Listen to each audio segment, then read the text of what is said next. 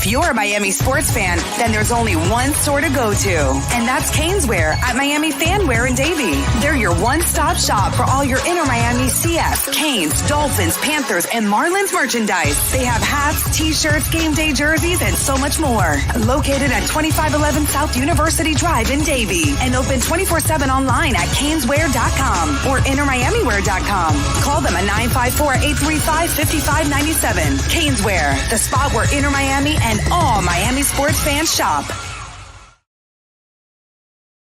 For over 16 years, EJDConstruction.com has provided South Florida residents quality craftsmanship, accurate project management, and exceptional service. That's why EJDConstruction.com is an A-rated member of Angie's List and the Better Business Bureau. When you're looking for the right custom home builder for additions or home remodeling, please call my friend Eric at 305-433-4843. That's 305-433-4843 for EJDConstruction.com.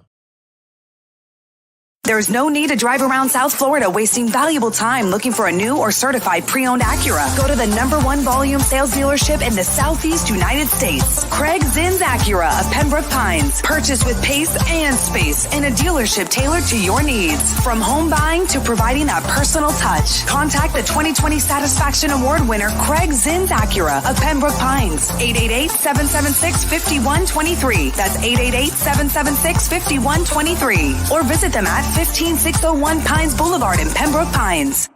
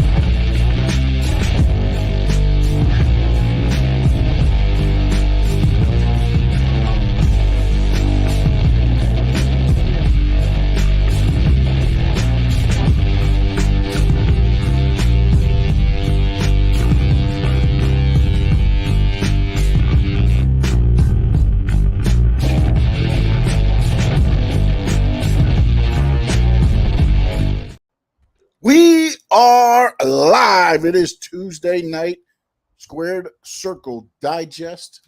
I am Sean Stanley, and he is the one, the only, Mr. AEW himself, Frankie Frezko. How you doing, sir?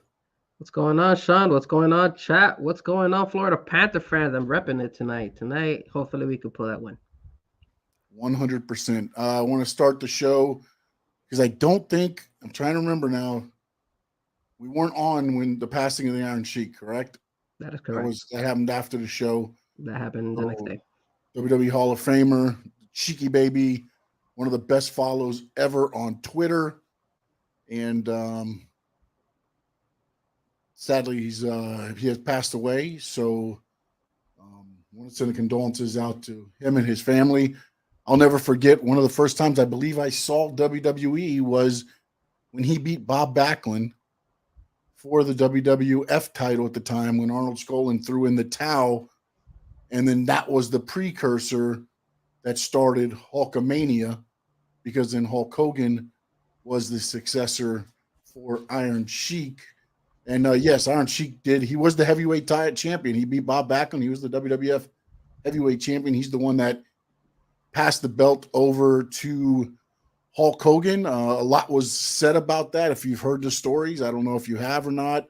Vern Gagne was in charge of the AWA, was planning on having Hulk Hogan be like his big guy there. Vince McMahon, of course, stole him away. And, of course, the story is that Vern Gagne said he would give the Iron Sheik, I believe it was $1 million to break Hulk Hogan's legs in the match and not lose the title to him. And Everything else, of course, we know that did not happen. Hulk Hogan dropped the leg drop, and wrestling has been off ever since. And it's one of those things where if you look back to it, and he did not do that, and he did break Hulk Hogan's leg, where are we sitting at with wrestling today?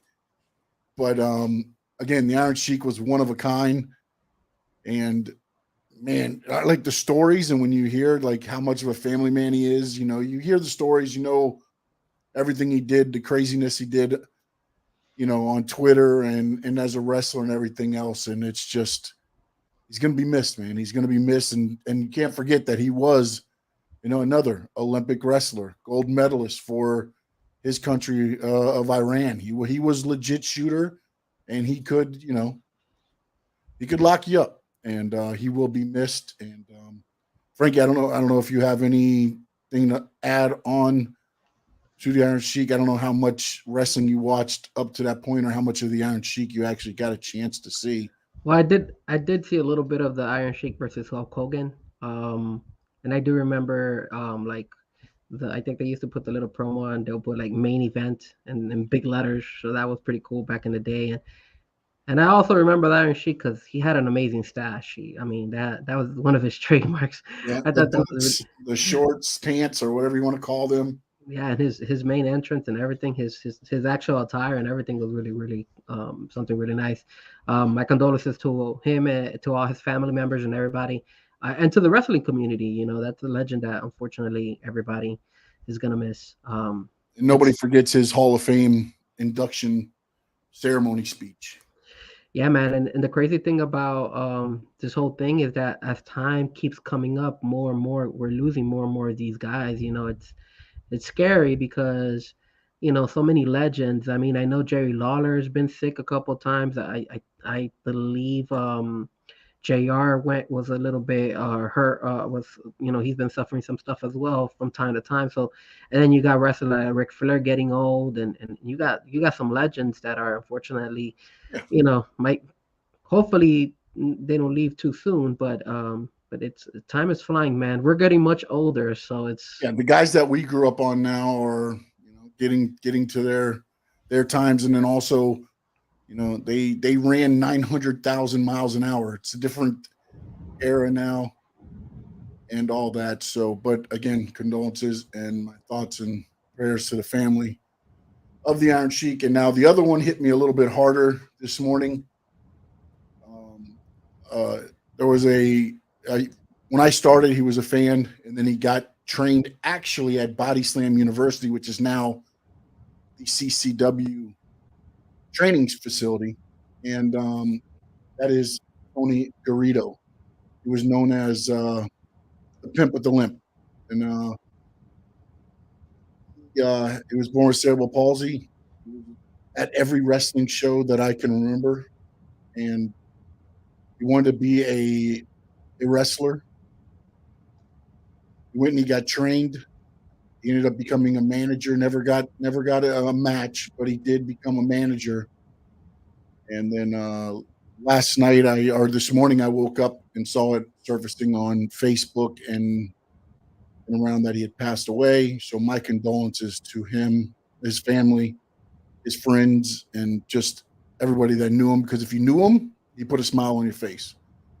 And he was one of those guys that could just, you know, he walked in the room and he owned the room, and he became the Pimp with the Limp because of, I believe it was a Halloween costume. And I believe it was one of the wrestling shows. They did a show during Halloween. He dressed up as a pimp, came in, and then that was him from then on. But my condolences out to his family, friends, and rest in peace, Pimp. same. Rest in peace, man. All right, so this is the Squared Circle Digest. Tonight we got Nelly Acosta going to join us. He is owner and executive producer for CCW. We're going to talk Kumite number 3 that's coming up this weekend in Pompano. A couple other things. Also talk a little about the school there. We're going to dive into a lot of WWE. Me and Frankie got to hammer out this whole Cody Rhodes, Dominic Mysterio thing. We've got belts coming from everywhere now. Not everybody's getting a belt, but everybody's getting a new belt. And then, of course, our weekly Bloodline update. That's courtesy of the WWE News. And then a lot of stuff is happening this week. AEW has got a lot going on. Tomorrow night, it's Dynamite. And then Saturday, it is the debut Collision. And they've got a stacked card this Wednesday. And then we'll see what happens on Saturday with AEW Collision the first time they go. And we'll dive into a lot of that going on. Nilio's going to join us at about 8:20. So we got about 13 minutes before he pops in. If he pops in earlier, then we'll go straight to him. We'll dive out of what we're talking about and we'll dive back in. So let's get it started real quick with the roll call of who we got in there. Now we got two at a time. EWD Jr., Bromar Smelly, Ops, what's up? Terry, Karen Joseph, official DJ Mimo, and everybody saying what's up. Of course, Karen Joseph says AEW has a plan because everybody knows Karen and Frankie are AEW through and through. And Karen said I was born in Pompano. Me and my family. Wow, yeah. Yeah, they run the facility down there. So without further ado, Cody Rhodes, Dominic Mysterio are going to go one-on-one at Money in the Bank. And it's playing out as both of us have kind of said, you know, because I honestly, as I both said, of us. Yeah. Both of us. Yes, okay. Both of us. Okay. If you say so, both of us. Okay. Continue. No. Go ahead. You want no. Continue. I want to hear your side of the story. Continue. I want to hear what you got to say about it. You have him as WWE going to push him to the moon as this guy that's going to beat everybody. I say no, he doesn't have to beat everybody because he's getting the push already, which is what's happening. He's in the match with Cody now because of the crowd will not let him talk. He doesn't have to sit there and get win after win after win after win after win to get elevated. Hey, guys, wrestling is entertainment. This isn't a, look at that. You ain't telling me you're showing my secrets to the trade there. Go ahead. Okay, so let me clarify this, okay? Because it looks like every day we have this conversation about Dominic and what I want for him. What I said was Dominic can be a big heel in WWE. And I said that they need to build him up slowly. That way he could possibly, in the long run, become a top heel in WWE. To the point that he could even contend for the USA belt, the Intercontinental belt. I never went as far as to say the heavyweight belt. I never said that. Second of all, I said that this was going to take a while. It was going to take about, I would say, all the way up to like WrestleMania. So it wasn't something that was going to be like right off the back. Now, has WWE listened to me? Of course they have. Even though I am Mr. AEW, WWE understands me and realizes that WWE knows what they have in front of them, which is Rhea Ripley and Dominic. And if you remember a long time ago, I said it too, that they should be the top two in their group, become like the king and the queen. And it looks like they're pushing that narrative. Now, here's my concern. Because I told you, if he wins, whether he wins fair or not, I don't care. He's getting his name out there because of how bad people hate him. My concern is I think they're rushing it. So I think they're dropping the ball now. Because I said it had to be gradually. For them to throw him against Cody Rhodes right away, what is this? This is... Do you understand, though, what... You can't sit there. The crowd reaction is going to tell you. They don't give a damn about wins and losses, bro. No. And reaction for Dominic tells me right now he is one of the top heels. They were cheering Rhea Ripley. They were like, mommy, you deserve it. Da-da-da. He started coming to the ring. What happened? They booed him. The turn of a thing. They booed him out of the building. He is already one of their top heels. WWE sees that, and that is why they're putting him with Cody right now, because Cody can't get beat by anybody, and they can run this for a little bit with all the weaseling and everything else, because I guarantee it, you know what's probably going to happen at Money in the Bank? What? I would not be surprised if somehow Dominic Mysterio gets a fluke win over Cody. You know what's funny is that at the Money in the Bank, I was gonna say that I want Dominic Mysterio to win. I don't want Cody to win. And remember, I'm telling you that I think they're rushing it. I think that will correct the rush that they're doing, because yes, you're right. He's There's a weasel. No rushing though, because you don't. It's organic, and that's what. I always talk about the emotionally invested in the product.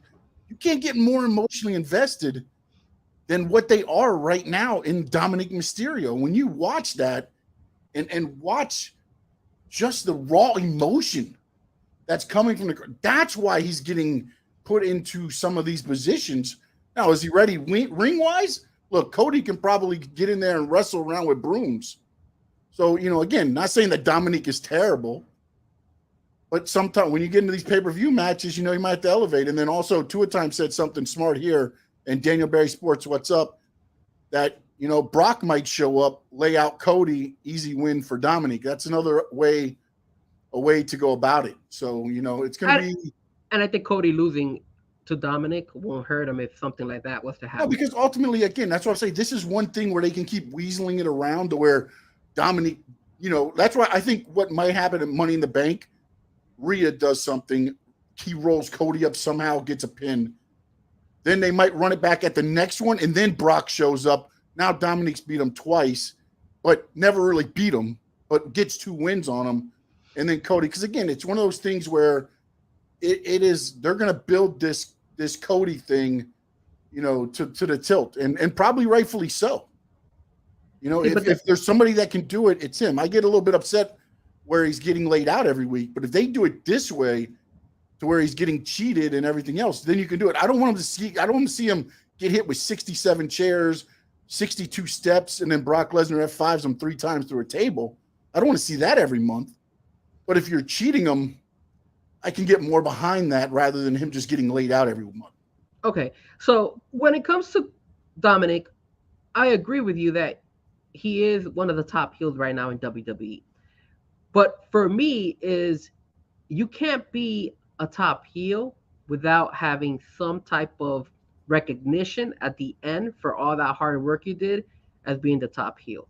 And the only way he's eventually going to be recognized and even hated even more would be to give him a belt. Now, again, I know you don't agree with me when it comes to this belt situation, but I'm telling you, if he's worked his ass off to try to make it all the way to the top and try to be hated by everybody as much as he is, can you imagine, and we spoke about this last week, MJF type of heel. I'm not saying he's at the same level as MJF, but look how they hate MJF, and look how MJF is able to hold on to a belt. I don't see why Dominic would not be able to do the same. Is he still green? Yes, he's still very, very green. He needs a lot to work. And I think this is going to be a great test for Dominic, because he's going to be able to show if he could actually hang with Cody Rhodes. This kind of reminds me a little bit of Bianca Belair when she fought against Io Sky, and everybody was testing Io Sky, and everybody was saying, hey, Io Sky, can she hang with the big dogs? And I think that's exactly what they want to see. They want to see if Dominic Mysterio can actually hang with one of the big dogs. That doesn't mean they're going to push him right away. I hope not. But I think that's what's going to happen. I think they're testing him out just to see how good he could be. All right, we're going to put this on hold for one moment, okay? We're going to put this on hold. We got somebody standing by that's more important than Dominic Mysterio, more important than Cody Rhodes, more important than anything else. He is the executive producer and the owner of Coastal Championship Wrestling, Nelio Como Costa. How you doing, sir? What's up, gentlemen? I was enjoying that, though. I mean, I think Dominic deserves a little push. There's ways that you can book Dominic against Cody Rhodes and against other talents that will be, logical. It's all really the stroke of the pen, right? It is. It is all about the stroke of the pen. This guy wants to give him the U.S. title, the Intercontinental title. Give him both. Send him let's create the Mexican heavyweight championship. There you Give go. them that There you too. go. let's make it clear. I did not talk to Nelio. This is all Nelio's Just off the opinion. cuff. Yeah. Exactly. Just listening in. Yeah. I'll check the text when I see him on Saturday. Check the text.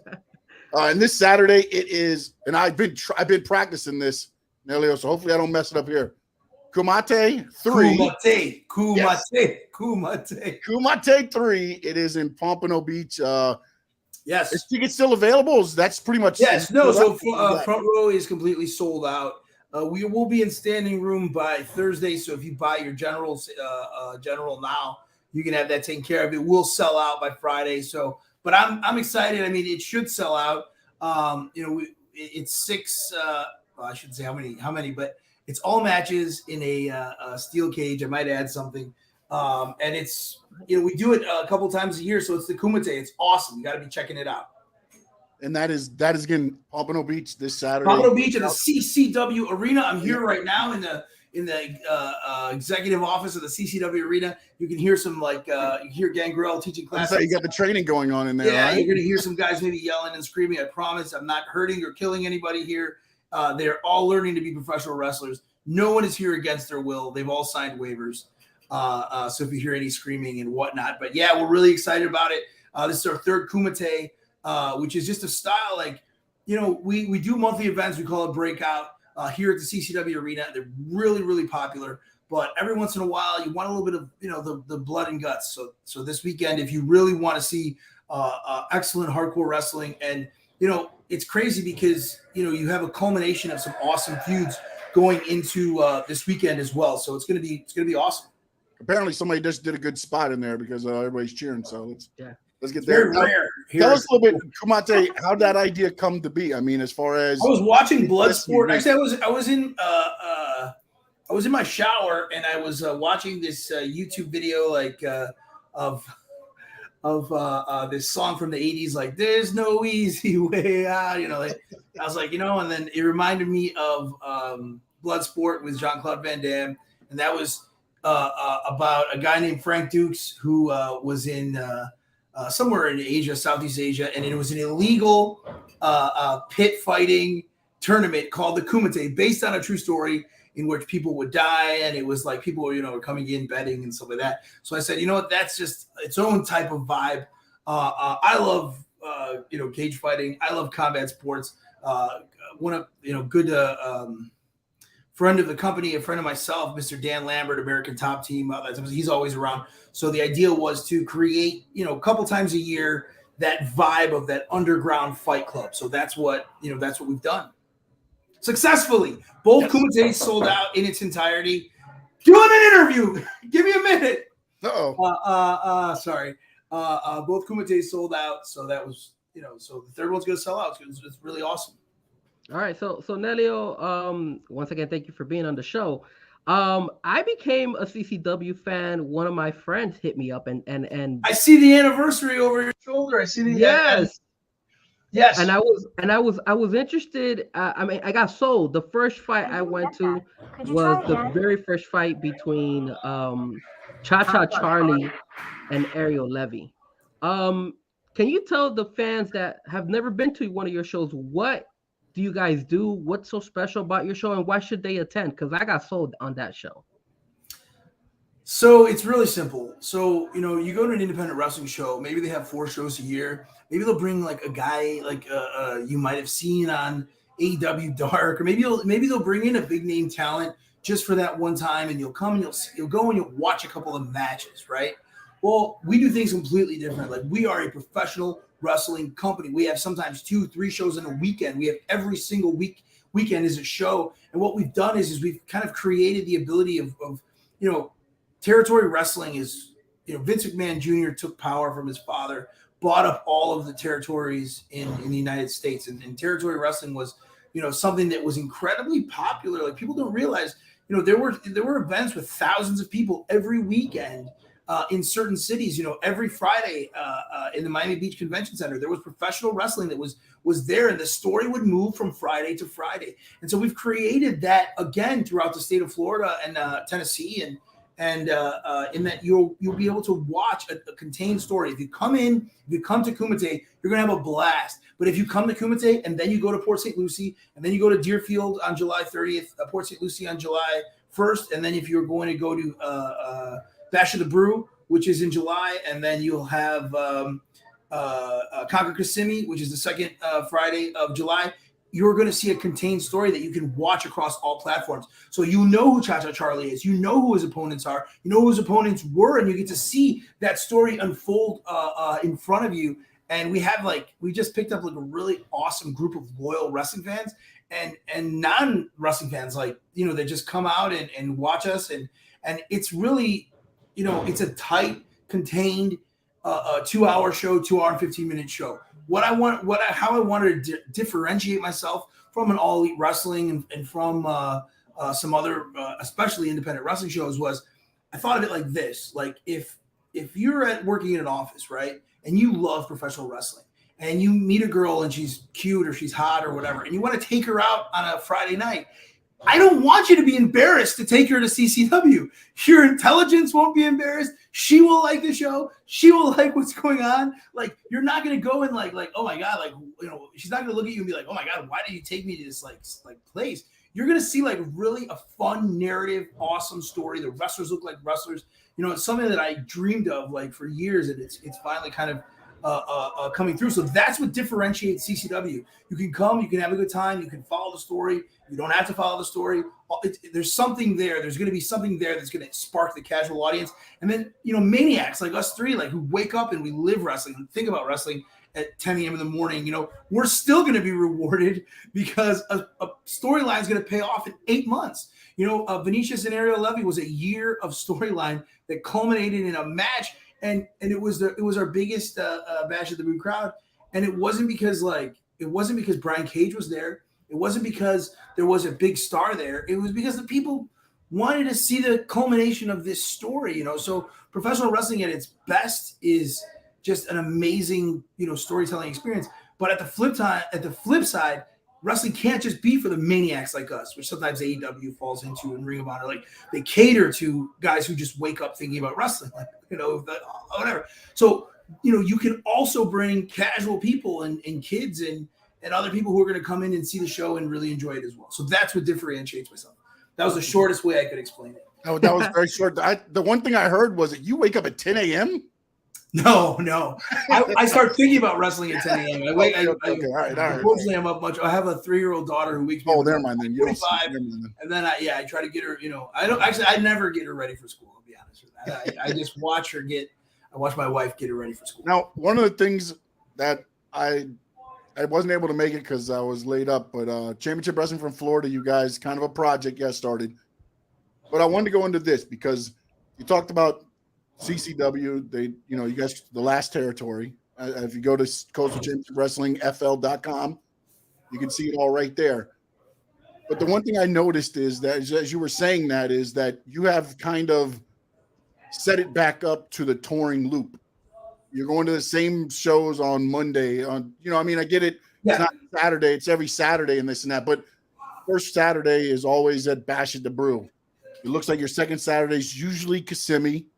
Second Friday is Kissimmee. The second Saturday is Homestead. Then we come back, bring it back to Fort Lauderdale. Third Saturday. Fourth is kind of like a rover. Sometimes we'll have St. Lucie there. Sometimes we'll put something else there. I will be putting together a St. Lucie show, not at the Mid-Florida Event Center, on the off months coming in later in the year. But we're talking about Tampa, Lakeland, some other places where venues are contacting us. So the loop is actually going to be even bigger in that we're going to be in a situation where we're going to be running two crews almost every weekend, by the beginning of next year. So, being able to run a successful live event, a lot of the problems with independent wrestling is nobody makes any money.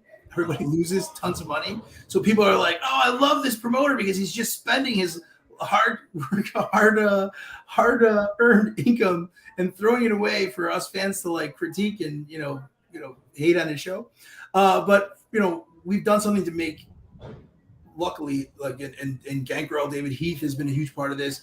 My business partner, Dan Ackerman, has been a huge part of this. There's a lot of people, but we've been in an ability to sustain and grow. So, we can run more shows and, actually sustain and pay our bills and move forward. So we're growing in that sense. So that's something that, like, it's so important for wrestling. It's so important for the wrestler because, we run the CCW training facility. When I was training and I was wrestling, the territory times are completely done. So, you could wrestle once a month or once every 2 months.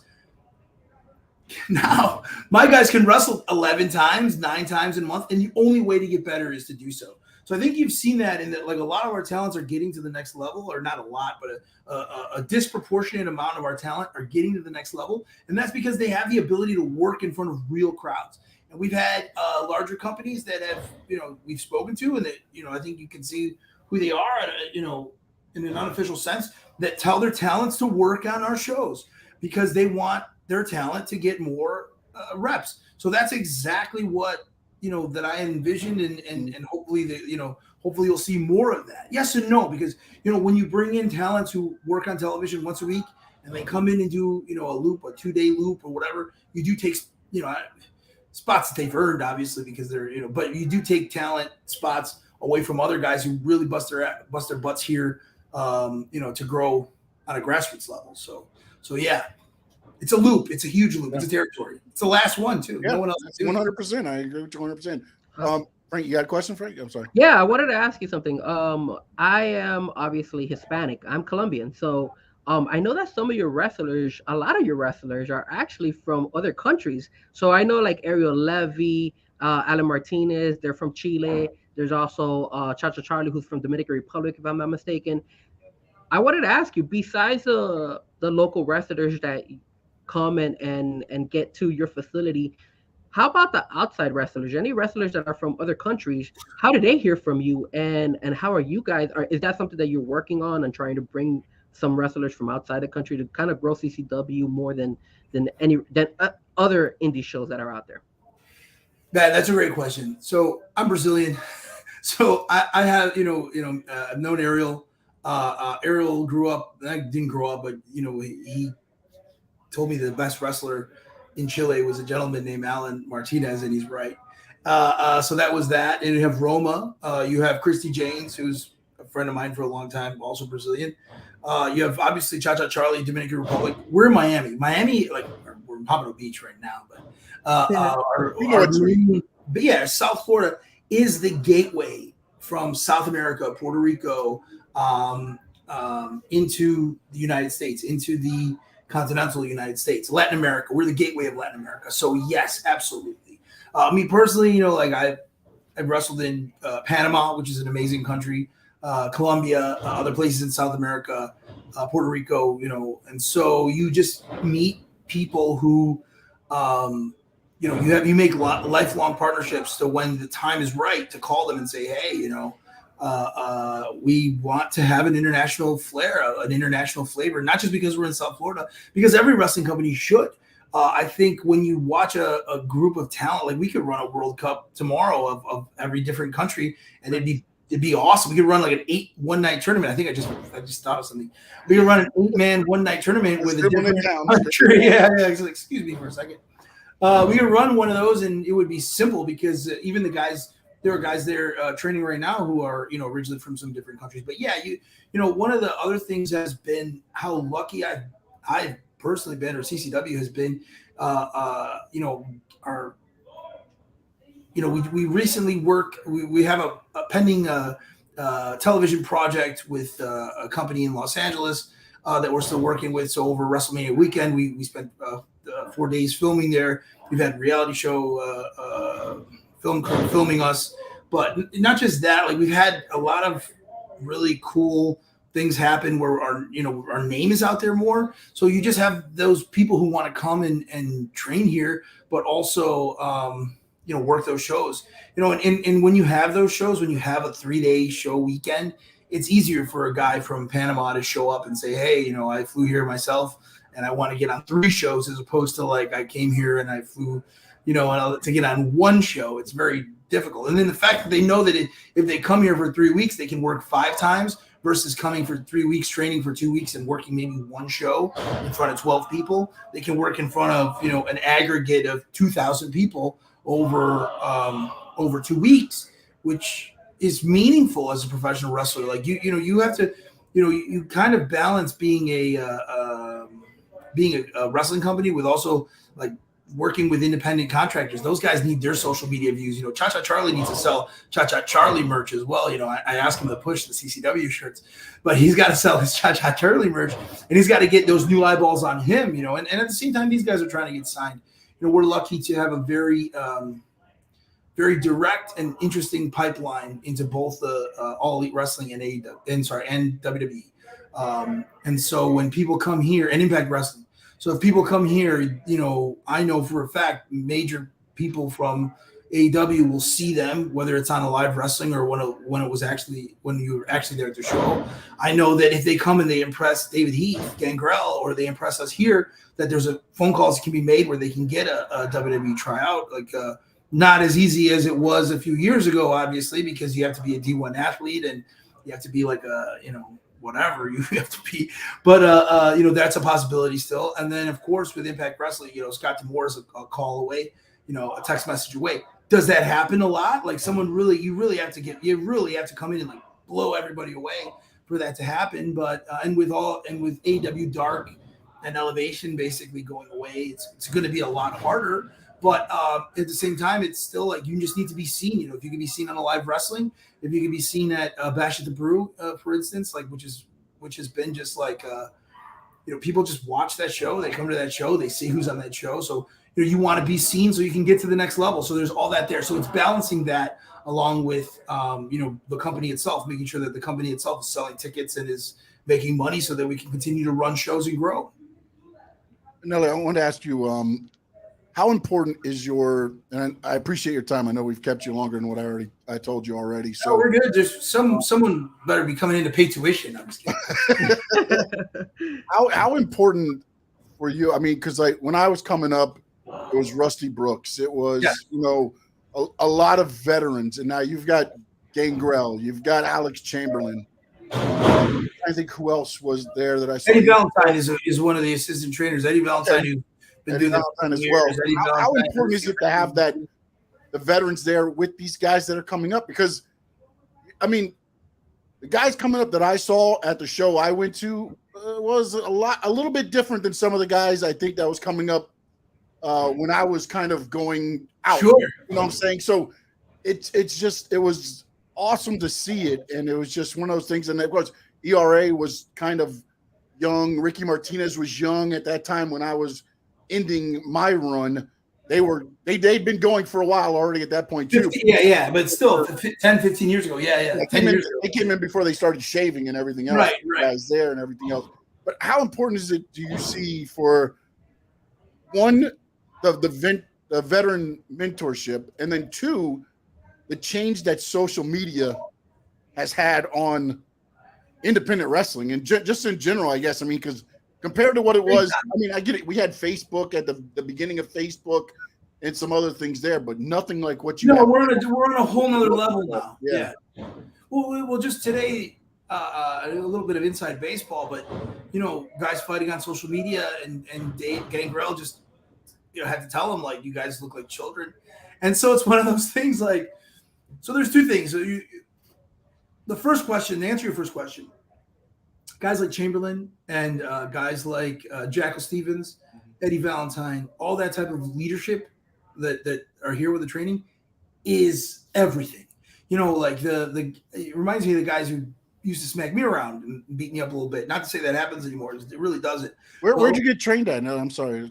Pablo Marquez. Here. Okay. So you're part of when it was Body Slam? Yeah. It was Body Slam at the time, or? Yeah. Okay. Well, it's a long story, but I attribute Pablo as my main trainer. Dan Ackerman, Dan Evans too, as Body Slam University, all that is really the. Does he let you call him Dapper Dan, or no? He doesn't. No, Dapper go anymore. No. Rusty, he was Dapper Dan there, and what's funny was it was Pretty Boy David Heath.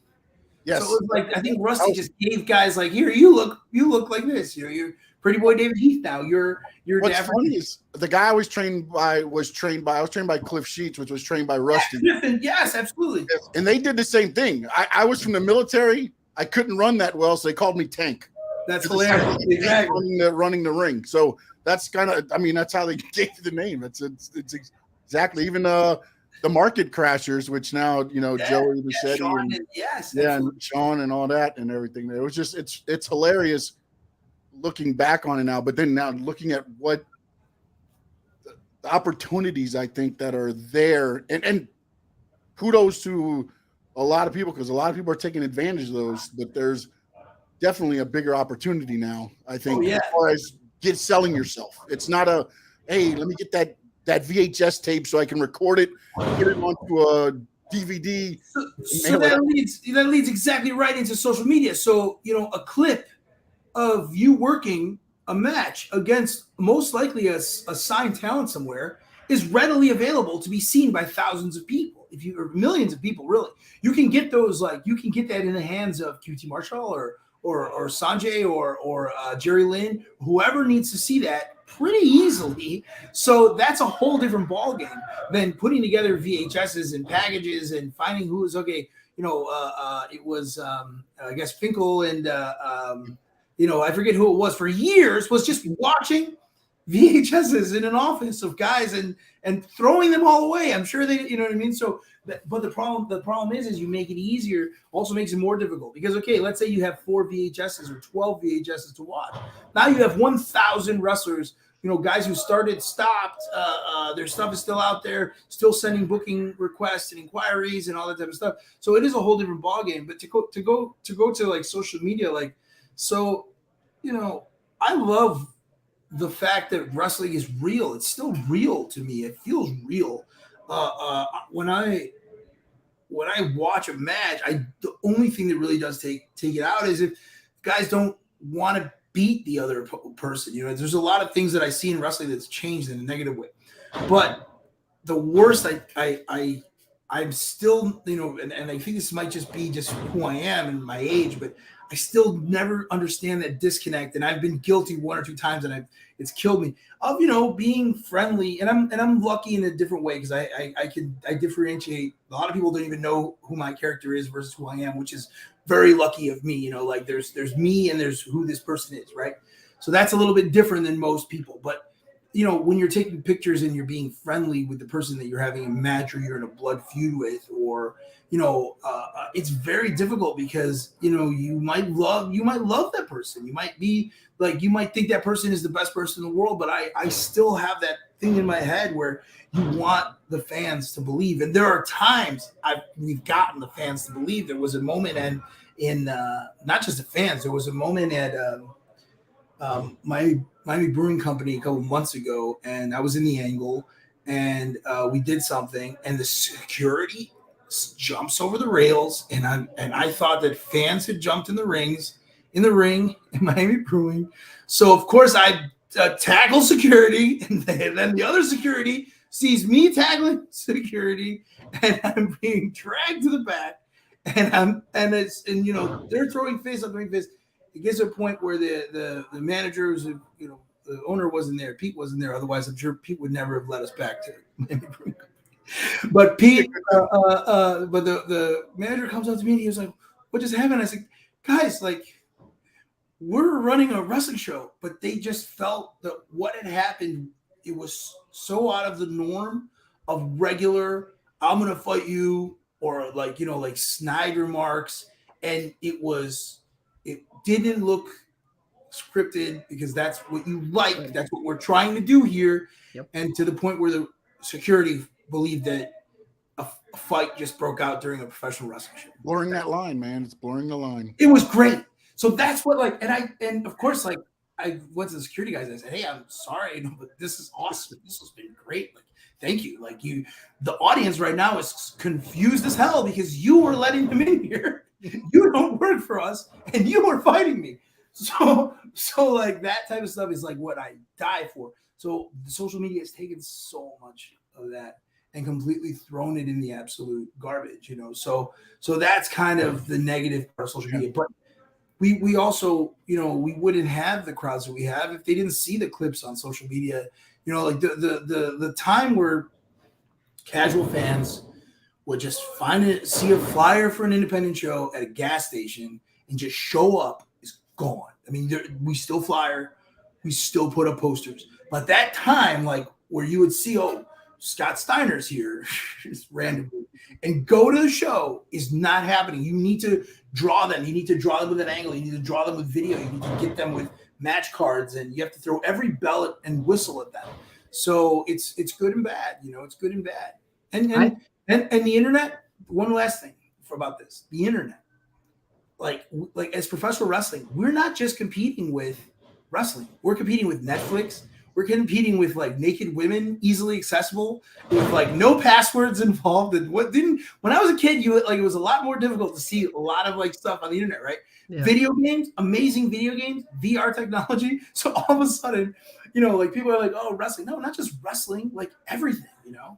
No, one of the things I actually saw when you talk about social media, I actually saw a clip where I believe it was ERA. He was at a birthday party, I think, with his kid, and Johnny Nova goes in there and crashes the birthday party. You see, so those type of things, I honestly agree with you. I'm like, yo, these guys are actually, because you don't see that. You never would see that before, but social media brings now that type of viewership, and you're like, oh my God, let me go check them out. It's the double edge, because at the same time you have that, you also get the ones where their kids are having a birthday party and they're sitting side by side, and you're like, oh, wait a minute. You know, it's they're killing each other. Exactly. But like I was saying, that's what I think with social media is now, is like, because we did an angle where we jumped the guy at a gym when he was working out, and we jumped him and we beat him down, and apparently they only wised up 2 people because it turned into more than what it needed to be. Like you were talking about, Nelly, with the right. guards. But it's good. It sold it, right? Yeah, so we got it, but it wasn't like we could just sit there and go, okay, let's put it up on our right. You know, let's throw it on YouTube. Let's throw it on this and that. It was like, okay, it went to YouTube, and that's kind of where, like, hey, okay, now what do we do? You know, at that point, it wasn't like Twitter was what it was now and everything else there. But man, Nelly, I want to thank you for your time. I know you're running some things there and everything else, but you got Kumite 3. Yes. This Saturday at Pompano. Make sure you go to Coastal Championship Wrestling FL.com. Check your tickets out for that. You got Bash at the Brew. There's a whole list of upcoming shows. Go to the list. You just and if you live in Nashville, if you know, there are potentially some Los Angeles dates coming back to the table. I'm really focused on Florida. I'm focused on Championship Wrestling from Florida. Obviously the last territory CCW. But just be aware, like, be ready. Like, there's a lot of cool stuff. And go to the YouTube channel, Coastal Championship Wrestling, every Tuesday night, 7 o'clock, a live wrestling. And it's a nice 22 minutes. I mean, it's with a good tag team today. Yeah, and it's a good tag team match today. But it's you'll see like a good edited down version of a lot of stuff that you're going to see. So you see that every week consistently for the last 142 weeks, I think, like 44 weeks. So what happens is you can just go see like a little bit of what we're about before you come. And but come, just come, bring the family, all that stuff. And it is very family oriented. I can tell you right now, very family friendly. Me and Frankie's been to a couple more of mine. But we drove up to Port St. Lucie and Devon. It was the anniversary show, and I mean everybody's there signing autographs. It's very open, very fan and family friendly and accessible. That was one of the things. Like you can go to WWE and you'll buy want to buy like a VIP experience, and like maybe you'll see Liv Morgan and one of the guys, you know, from Imperium. This is where you could just go and you will have access to a Devon, to Gangrel, to awesome talents, a Cha-Cha Charlie, Ariel Levy, like you're saying, like, you know, and you can kind of see them before they're on Ring of Honor maybe, or before they're on WWE, but also those guys that are there, and you don't have to wait in line. You don't have to pay $400. You pay $25. Yeah, and I noticed that in some of your shows, right before and after, you could actually go take photos with them, get 100%. Their merch. It's so awesome. I also want you to know that I'm a big referee Bruce fan, because you know Bruce has been. Oh my goodness, Bruce Owens, the worst guy ever. I love Bruce. He cost me more belts than everybody. I'll never forget blind when ass ref. I'll never forget when Chacha was bleeding a lot that day, and they threw him a towel, and it was supposed to give it to Chacha, and Bruce goes and he starts cleaning the ring. I'm like, yo, no, that was on purpose. That was on purpose. Red equals green. No, Bruce has been doing this a long time. Oh my goodness! He goes, the fuck you're wiping your fucking head. Red equals green, guys. That is awesome, man. So Command 3 this Saturday. Make sure you check it out. Elio, thank you for your time, my man. Thank you, guys. All right. Go Dominic Mysterio. Yes, sir. That is Nelly Acosta, the owner, executive producer for Coastal Championship Wrestling. And again, Kamate. I practiced all freaking day, so I wouldn't mess that up. You should have just told me. I would have said it. Kamate. Kamate 3. Make sure you go to championshipwrestlingfl.com. They got tickets for that and a whole list of events that are coming up. So, man. And we're looking to do some good things with them going forward. All right, let's dive back in, Frankie. Dominic and Cody, where were we at? 100% cannot remember. I mean, I think the only thing we got left on that is basically, we were talking about how, Dominic, we're on the same plane for Dominic. We just have different ways of getting there. I think is why I said we both agree on it. Yeah, I think he's getting elevated. I don't think he needs to be elevated to a title and everything there because I think he's there with the reaction that he has from the crowd. So I think we're talking the same thing, just different language. I just think me and Nelly are on the same page when it comes to making him one of the high heels up there and also at the same time give him a belt. So, when you got an actual executive director of a wrestling show agreeing with Frankie Frezko, I'm making sense here, bro. Give him a belt. Give him a couple of belts. Let's make it happen. Just take it slow. Just take it slow. Give him a belt. It's a Calvin Klein. He can hold up his trousers. You know what? I'll be happy if he beats Cody. I want him to beat Cody. I hope he beats I think you almost do it that way. And I'm wondering now, though, because my thought was the program, runs for a while. Like this time, I think Rhea cost Cody the match. Then they run it back, and you can have Brock cost him the match. And then ultimately, I mean, you end up having Cody beat him, of course. But then now you've had 3 pay-per-views to where you haven't had him and Brock. You know what I'm saying? Like Brock touches him at the one pay-per-view, but it's not Brock versus Cody for those 3. So, and then while we were in the thing, I just want to say No Doubt jumped in. He said, dropping in, hit that like. Yes, please hit the like. Help us grow the show. Cat for Life joined in. Chad joined in. Silverado Man 61, acknowledge me. And so they jumped in and you're acknowledged. And I don't know if I said Daniel Berry Sports Highlights. So I will say this before we change a little bit and go a different topic. Yeah. I'm happy that they did this to Cody, that they kind of got him out of the Brock Lesnar type of thing. Yes, it gave us like a kind of like a little pause on it because it was kind of getting a little bit overboard. It was getting to the point where like I can only feel so much empathy for a guy getting his ass kicked every week. Yeah. Now, if you start stealing wins from him, like Rhea holds his leg or whatever, and things like that, I can get that, but I can't get where he's getting beat down because then you start making the baby face look stupid. True. Like how many times you're going to walk into the same trap? True. I agree. So that's my thought on there. We kind of talked about it a little bit earlier. New belts for the women's champions. And then also next Friday, I believe it is, they're unifying the NXT Women's Tag Team Championships and the WWE Women's Championships. And I thought that was kind of odd until I heard Nick Khan's comments. What was Nick Khan's comments? Nick Khan's comments were, and hold on, let me find them right here. He said, initially, NXT was on WWE Network. And then when the pandemic hit, USA, NBC Universal needed content. We did not miss a week of production, so we went with Tuesday nights NXT on USA from 8 to 10 Eastern.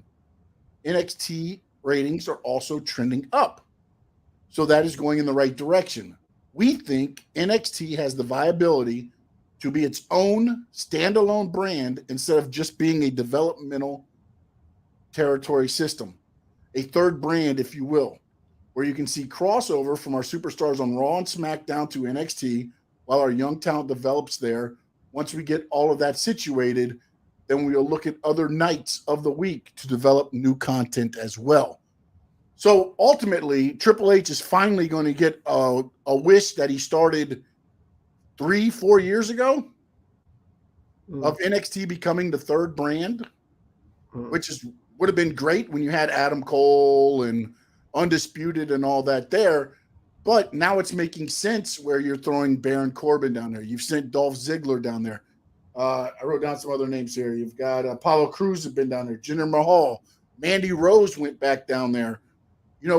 So ultimately, yeah, it's a third brand, but it's going to be the third ranking brand as well.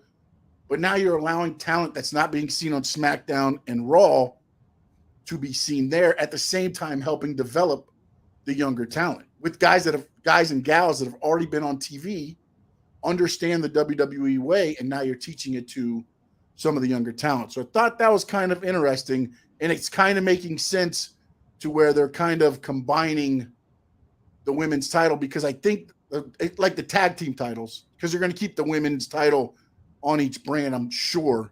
But the tag titles, you can kind of bounce around because you can be on each brand that way. And same with the men's title.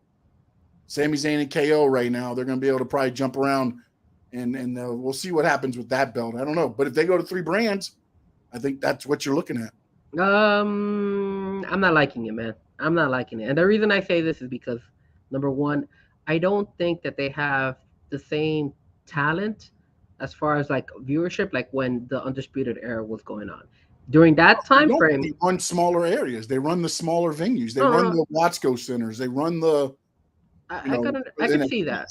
I could see that. But what I'm trying to say is I don't see it like to the extreme that they had. I mean, at what point in time NXT was going one-on-one with AEW, so they were having a big fan base. I don't see that right now.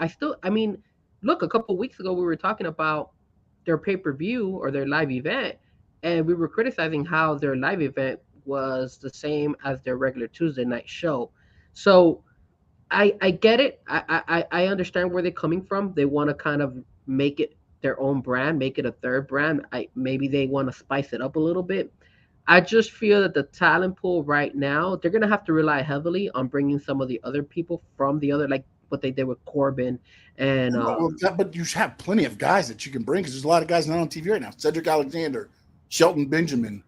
You got guys and gals that you can bring there to give it a little bit of a rub at the beginning. And again, I don't think they're expecting it to give you Raw and SmackDown type numbers. They're probably going to do the smaller, theaters, amphitheaters, things like that for that. So, I can kind of, again, Triple H wanted to do this long ago.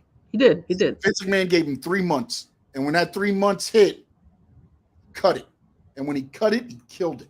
Why did he say cut it, though? Why do you think he said cut it?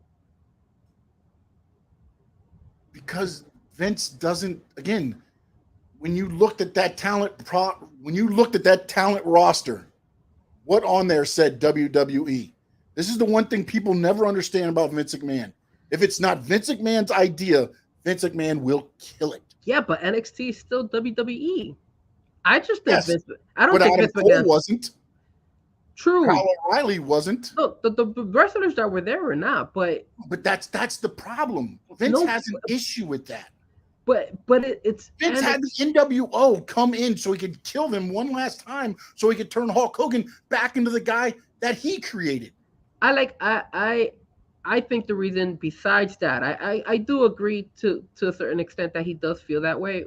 I just feel maybe he also looked at it as it wasn't going to work out. And I think that's why he did that, why he nixed it and said, you know what, we're not going to continue with this. But how was it not going to work out, though? You never gave it a chance. You never toured them. You never did anything with them. You kept them as your third brand. And by the way, when you ran commercials, you said your developmental system on TV. It wasn't our third brand NXT. It was our developmental system NXT. I mean, if you shit on your own product, that's what happens. I mean, I get it. I can't disagree with you. You're right. I do agree that they could have pushed it a little bit more, especially during that time frame when it was when I felt NXT was a lot better. I'm not saying NXT is bad right now. They do have some interesting wrestlers right now that are actually catching my eye here and there. I just don't know, man. I don't know if it could hold up. I mean, there's no foul in trying, right? There's no harm in trying. So if they run it as a third show, they could try it, and if they see it doesn't work out, you can send it back. You can make it regional. Just have it do North Carolina, South Carolina, Georgia, Florida, and keep it here so it's not a lot of traveling. It's driving, from Orlando up a little bit and this and that. No, and you can try it from there. And I think Triple H is kind of already like thinking the long run, because if you saw on Monday night, he had Corbin, and then Carmelo was in there as well, and he was trying to. And I almost forgot. And he got into the fight with him. So, yeah, and the other thing that I thought was interesting was tonight, if you watched it last week, Braun Breaker challenged this guy, Seth Rollins, to come and defend his title on NXT tonight. And I meant to put it back in, but I got into the interview with Nelio and I forgot to put my phone on to see if Seth Rollins actually showed up.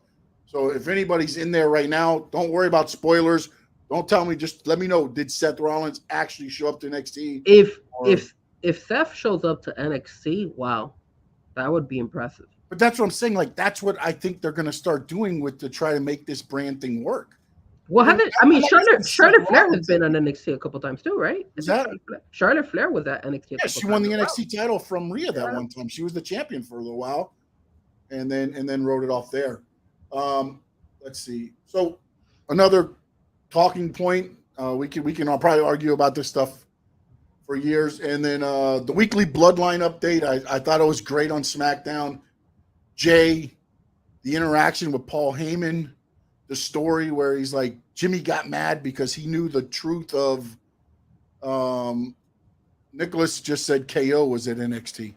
Wow. I don't know what else happened there, but so, he's like, Jimmy got mad because he found out, Jay, you're being groomed as the next tribal chief. And then they're talking in the back, and Jay and Paul Heyman's like, Jay looked at Paul Heyman and said, I don't know what y'all happy about. If I'm back in the bloodline, you're out. And Heyman just stood there for a minute. You want to know something? I hope they go that angle. I hope they kick Paul Heyman out. And you want to know? And you want to know who I think Paul Heyman should go with? You're probably not gonna like it, but he mentioned it yesterday too, which is, on Friday, Austin Theory.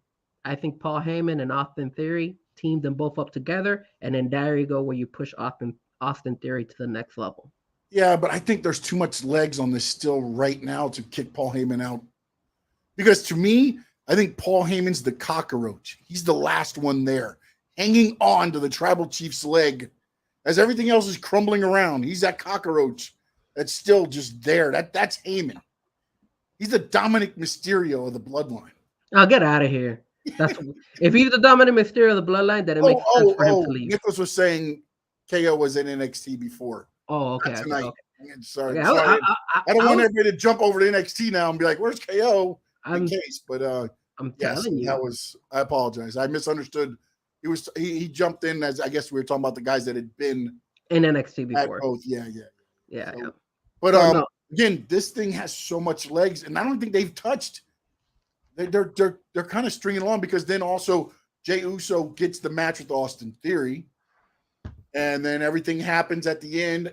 Jimmy kicks Jay, trying to kick Solo, ends up kicking Jay. Austin Theory gets the 1, 2, 3. Now you still got Jay trying to figure out where he's going to go. So you still have that going on. And all this is happening, by the way. There's no Roman Reigns. But you want to know something? There's so many different ways they could go with this story, because Austin Theory, and I'm thinking outside the bloodline, because if, let's say, for example, Paul Heyman leaves and you put him with Austin Theory, Pretty Deadly is teamed up with Austin Theory, so you could put Pretty Deadly, Austin Theory, and they create their own faction up against the bloodline and take a turn for that as well. And not now, but maybe later. It's just there's enough of the bloodline left now. No. Everybody stays the same in the bloodline except Paul Heyman. Paul Heyman leaves. He's the only one that's not part of the bloodline. But you got Jimmy and Jay both They Are they know. bloodline or not bloodline? I would say they're part of it. Like they make up and they're all together again as a family, and then you have that faction against the new Paul Heyman faction, which would be Yeah. pretty deadly. And I mean, and then I'm just saying, No, yeah. wild. I don't know that they want to extend it that much longer because honestly, man, I think that 6-7 months that Sammy extended it was longer than what they thought. I think they thought it would go. I think they thought, okay, 3-4 months, maybe if we can run this right. And then Sammy just goes away. And then Sammy ended up being over there. And then, and now it is what it is now. I mean, they are building stars off of this angle. Yeah. I mean, Sammy's been elevated into, the top of the roster. Yep. KO was there already, but he's got elevated a little bit more now because with Sammy. Jay's going to probably get elevated. Jimmy looks like he's probably maybe Money in the Bank. He might be the opponent for Roman Reigns. Is Roman Reigns going to fight? Is there going to be a title match? We don't know, but the match would be Jimmy, which means that elevates Jimmy a little bit more now. Well, you could even put Jimmy versus Solo in Money in the Bank. Since they've been, you know what? That might be actually probably better in line. I'm just trying to figure out. So no Roman, I guess. But you have Seth. You have Seth against Finn, so you got a title being defended, I guess. But it's just odd, man. It's odd there and everything else. But again, when you look at it as a business standpoint and you're trying to protect your big money maker right now, then you got to do what you got to do. Yep. So that right there, ladies and gentlemen, again, we had Nelio, executive producer and owner of CCW Coastal Championship Wrestling here in South Florida, and they travel all over Florida. He joined us for about 30 minutes. We'll get that interview out as well. Yep. And then we talked WWE. Now, and by the way, I forgot to even mention, though, kudos to the way they are translating Alpha Academy. I thought it was a great job. They had Maxine actually do an arm drag on Valhalla. And then, drawing a blank. Chad Gable. Chad Gable gets the sunset flip for the victory, and they win. And now, ladies and gentlemen, boys and girls, children of all ages, because he's got an action figure. Hold on, gentlemen. Hold on. I'm going to put this one here. For Mr. A.E.W.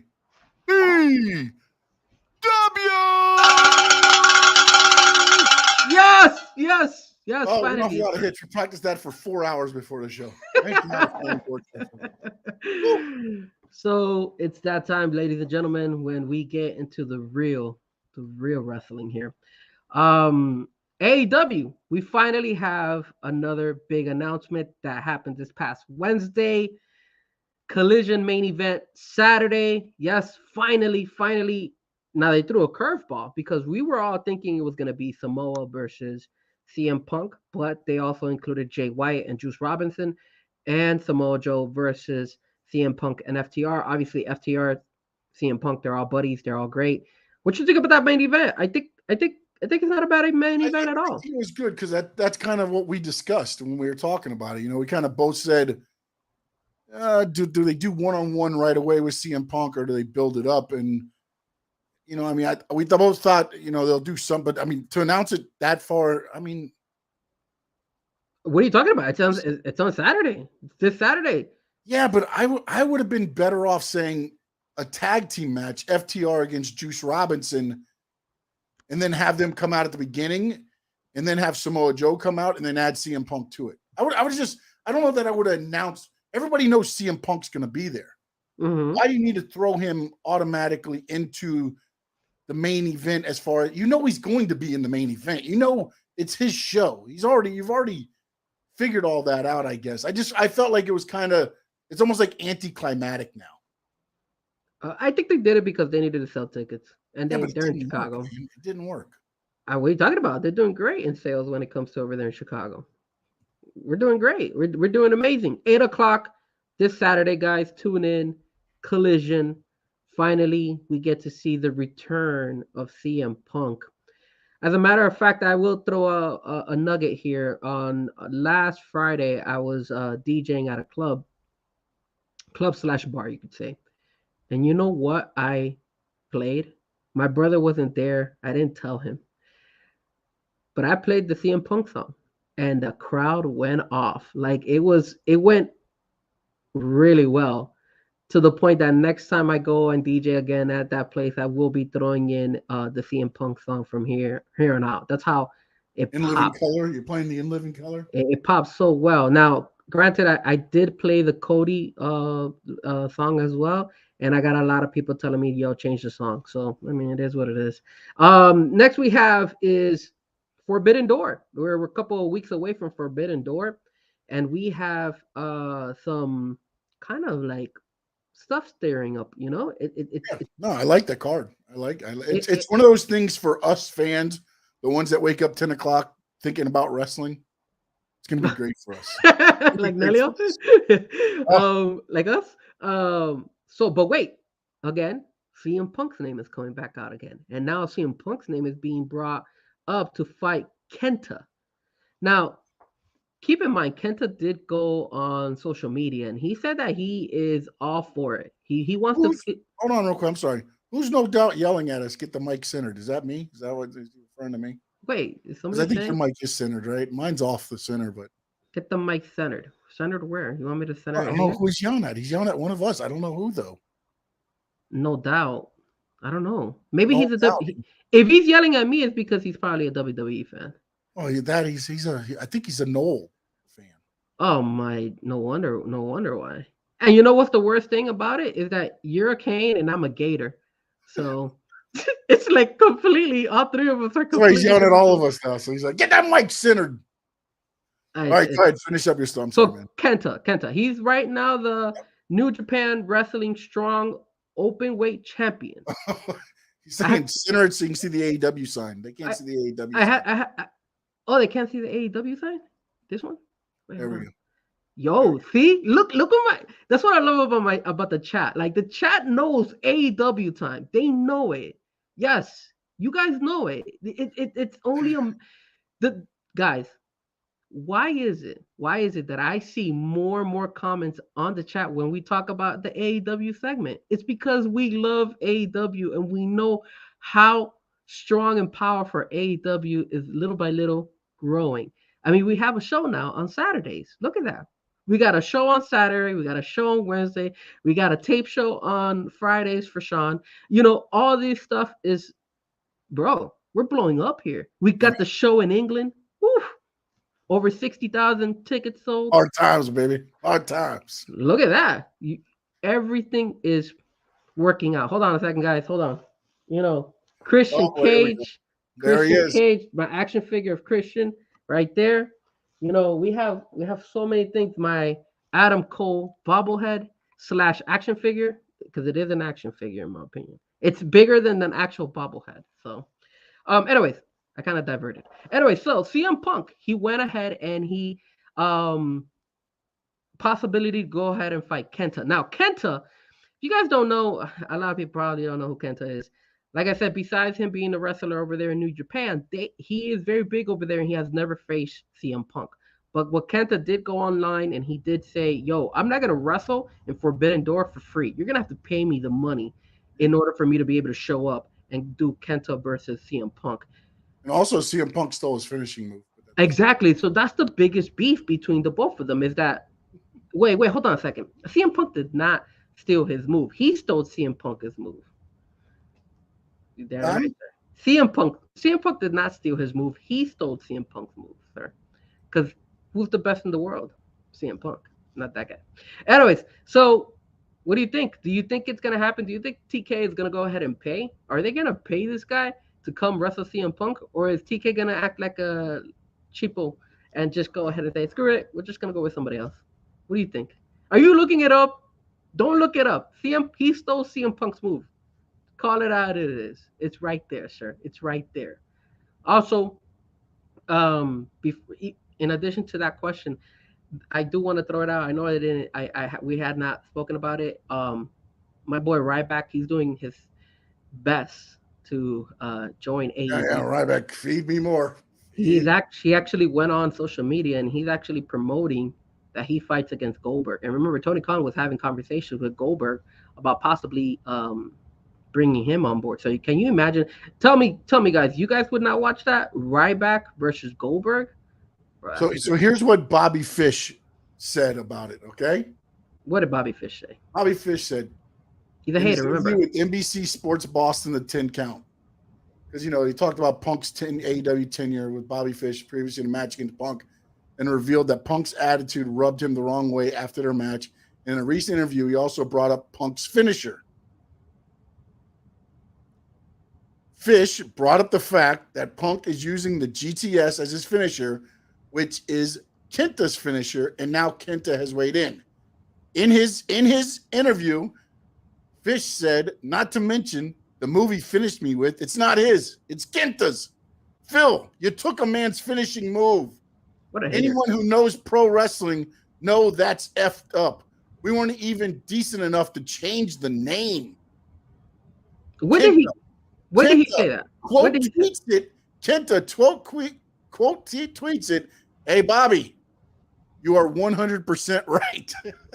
Get out of here. First and foremost, Bobby's a hater. He's upset because we kicked him out because he couldn't cut it in AEW. And we wanted to there goes his chances to come back to AEW for the Undisputed Era. Because we were thinking about it. Me and TK were having a conversation. We were like, yo, we could bring the Undisputed Era to AEW. But see you later, Bobby. You're not going to get any shot now. I mean, in a way, though, I don't know that you want to spend the money because I don't think that either one are going to agree to take the finish. I mean, what's going to be the finish? A roll-up? But isn't like Jake Cargill and Taya Valkyrie the same? They have the same finisher. It was a good fight. So they both are like, who does it better? Taya Valkyrie is what in AEW? One of the most up and coming best wrestlers, women wrestlers in AEW. Jake Cargill is what in AEW? The TBS ex-champion. Yeah. So at the time, 60-0. At the time, it doesn't matter. Now you're talking about Forbidden Door, AEW versus New Japan. Now you're getting New Japan in, one of their top guys who's finished the other guy's top guy stole, and he's going to get beat by it? You know what I would do? Oh, my God. I got an idea. Tony Khan, listen to me. I got an idea. Goldberg or Ryback? No, you can't use Goldberg or Ryback for Forbidden Door. You got to bring them for the England show. But for that Forbidden Door, you got CM Punk versus Kenta. They both do the finishing move. There's the bell rings like it starts into a brawl, and you have the New Japan roster, at least 10 or 15 of them, run into the ring and like start whooping the crap out of CM Punk. And then you have AEW roster, 15 or 20 of them come in, and then you have a huge brawl in the middle of the ring between New Japan Wrestling and AEW. Wow, what a way to finish the show. You don't know what to expect. You don't know if Forbidden Door, what to expect next year in Forbidden Door. It's just amazing. And I know AEW roster does not like CM Punk, but still, they still want to, I mean, they still got to represent AEW. So they will go out there and just duke it out with New Japan Wrestling. And look at that, man. It would be an amazing, like, splash type of ending for Forbidden Door. What you think? What you think about that? I know you like it because of your face. Yes. I just don't know if there's 20 people that CM Punk can trust. When you said 15 to 20, I'm like, maybe 2 or 3. Everybody from Collision. FTR might be able to trick somebody to go down and be like, hey, free hot dogs ringside. Let's go. Okay. Oh, what?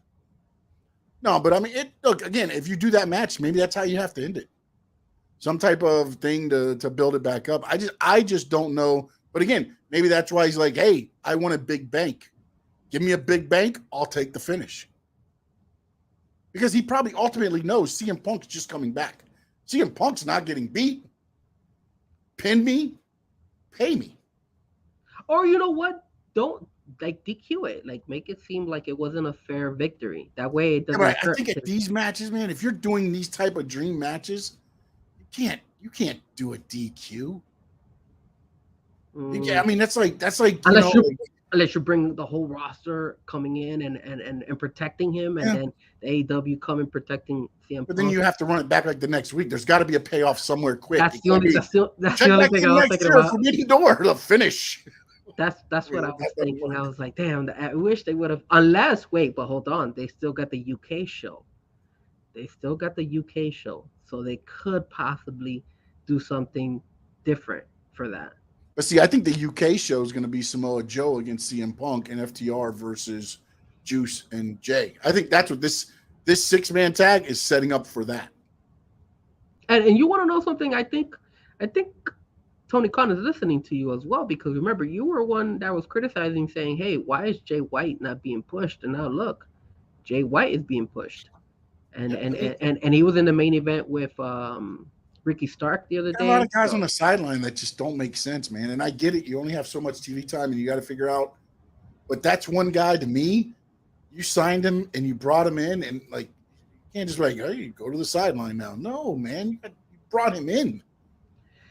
well, let's go and speak a little bit about what's going on with Collision, because I know we spoke about the fight, the main event fight, but there is some controversy with the show. It can't be AEW if there isn't any controversy. And one of the biggest controversies is, where in the world are they showing this show outside the United States? And obviously, Canada numbers were hurting because they don't have anybody who's gonna Well, they're doing televise it. TSN Plus now. But that's, They I think are. it's like a They did. pay app. I think it's a pay app though. Yes. So So then, what happened to everybody else? So news broke out that Fight TV will be the one that will be broadcasting Collision. So they kind of cater to the United Kingdom, Ireland, Australia, New Zealand, a couple of those. But keep in mind, DAZN. How do you say that? Daz? the zone. The Zone. Sorry, the Zone. Oh my God, Jesus, terrible.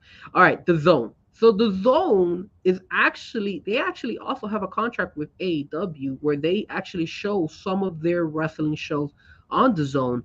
And what happened is, because they have this contract now with Fight TV, the Zone is not going to show it.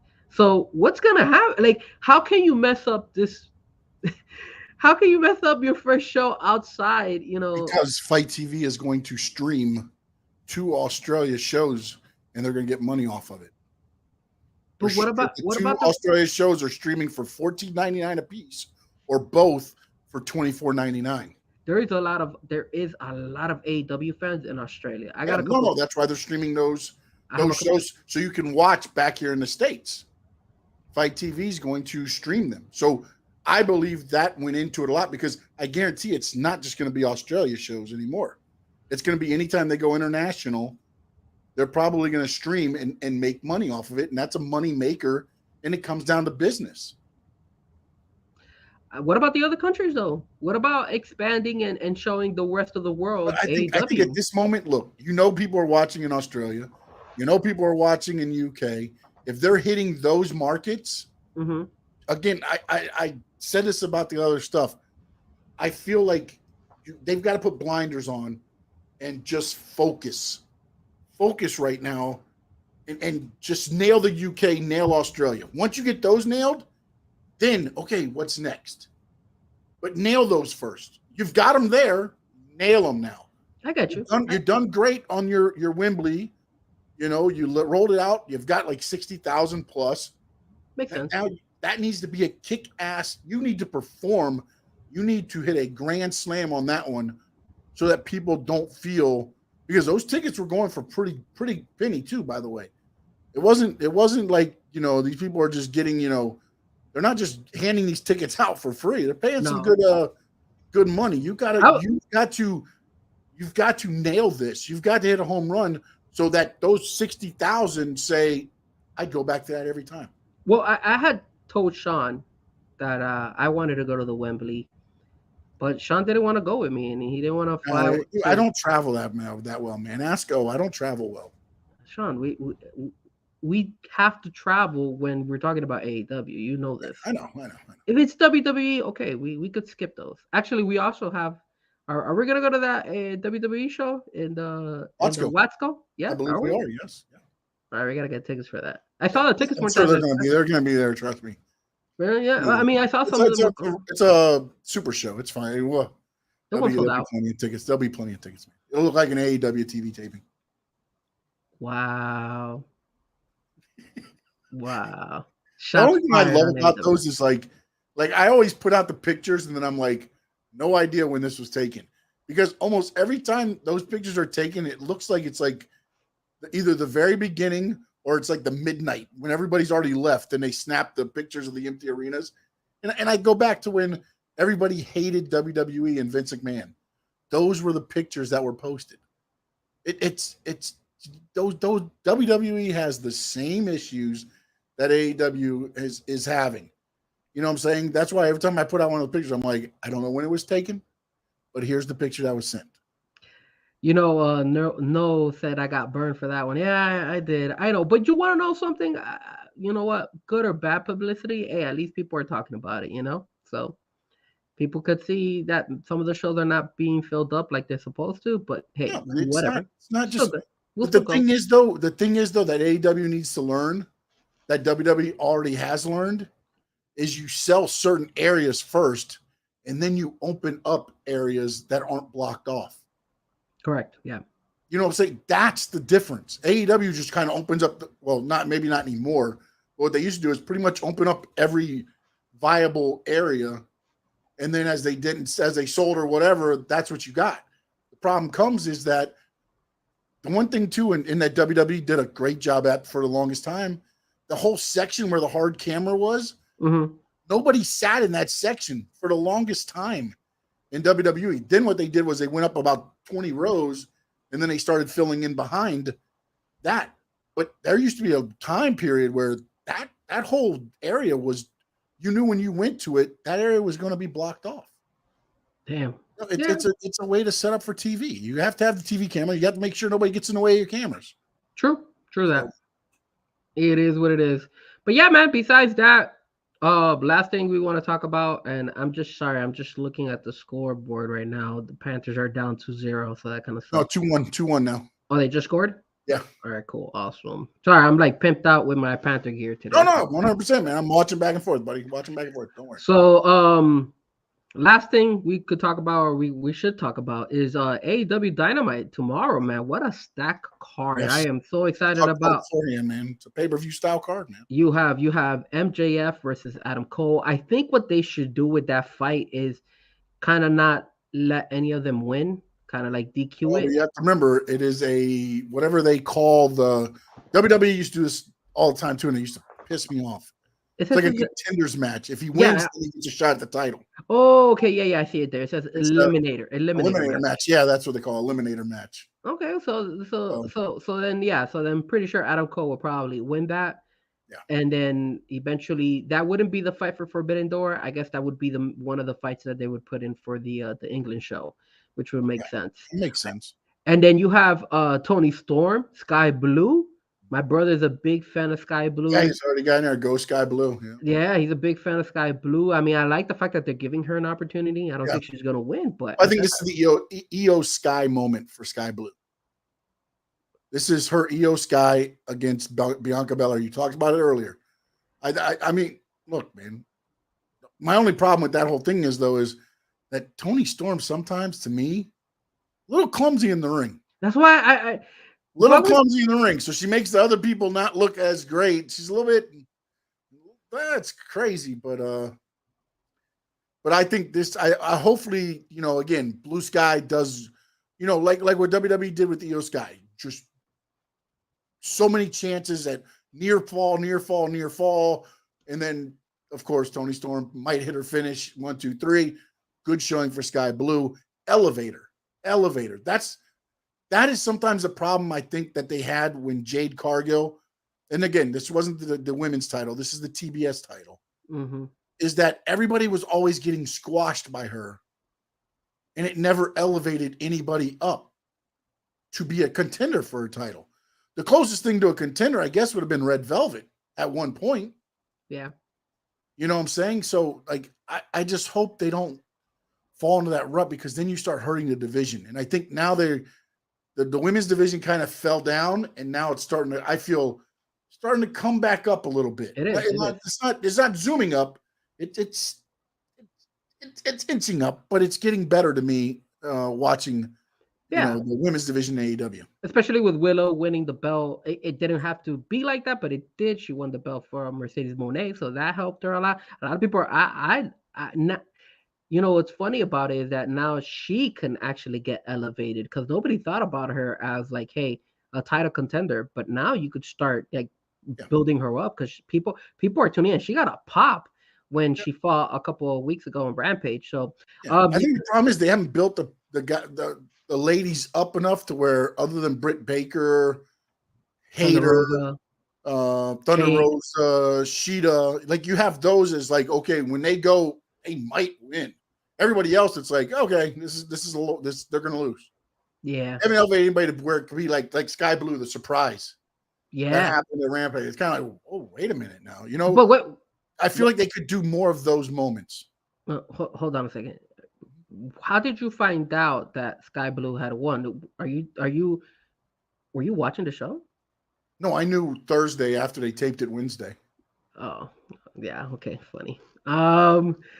Warlow versus. I'm gonna change the topic because you got me there again. Warlow versus Jake Hager. You know, and you know what's the funny part about this is that every time we were having these conversations, you mentioned these guys that they could do more about it, like Nyla Rose, and then you saw Nyla Rose compete. Yeah. Warlow all of a sudden is fighting against Jake Hager, and we were like, "Yo, where's Jake Hager?" And now look, Jake Hager is being, pushed out there. And no, I do not feel that AEW puts you to sleep. B McD, I guess I don't know how do you say that. But B McDonald, I'm hungry now. B McDonald, it doesn't put you to sleep. I mean, it's when it's a good card like this, it doesn't. There's sometimes it's a little bit rough. You can't fall asleep during AEW because everything's happening so quick. That is true. And they're like with Tony Khan, I think he's in the back just going. Yeah, you can't. And that's true. If you fall asleep for like 2 seconds, you probably missed out on something important. They don't give you a chance to fall asleep. There's shit going on during the commercials. There's more picture in picture. They are just. I mean, They just know there's no breaks for an AEW show. No, so it's almost exhausting sometimes. And then you got the Blackpool Combat Club. They're fighting against Hangman Page and the Young Bucks. Wow, you're putting that on a Dynamite. That's how you know it's a really good. I thought it was funny. They call him Hung Buck. Why they call him Hung Buck? Oh, because of the Young Bucks, the Hung Buck. Yeah, I think the reason that they're doing this, man, is because they're stacking it up. Because number one, I will say this: number one, this is the first time there's not an NBA Finals game going on or a Stanley Cup Finals game, so they feel that they could gain a lot of the audience. And then number two, I think it's a way to lead up for Collision. I hope that they're throwing. Think it's more to do with the Collision, I believe.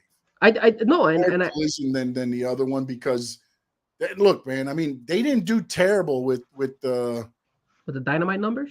The Dynamite, I mean they didn't drop. They were like a 900, right? They were like a 900. They just stayed around they stayed between 825 and 925. Around that, that thing is where they were before the final started, during the playoffs and everything else. I mean, so they haven't lost anything. So I think this is more the fact that I guarantee you every time they can, you're going to hear freaking Excalibur 997,000 times.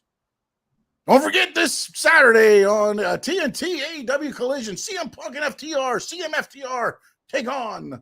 I think you're going to hear that more and more. The return of CM Punk to AEW.